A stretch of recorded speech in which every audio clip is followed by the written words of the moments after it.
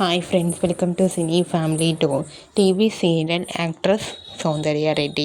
సౌందర్యారెడ్డి ప్రస్తుతం ప్రముఖ జీ తెలుగు ఛానల్లో ప్రసారమవుతున్న పడమటి సంధ్యారాగం సీరియల్లో హీరోయిన్ రామలక్ష్మి క్యారెక్టర్లో చాలా అద్భుతంగా నటిస్తూ తనదైన స్టైల్లో ప్రేక్షకులను బాగా ఆకట్టుకుంటుంది. రామలక్ష్మి ఈ సీరియల్లోనే కాకుండా తమిళ్లో అంజలి సీరియల్లో కూడా నటిస్తూ బిజీగా ఉంటుంది.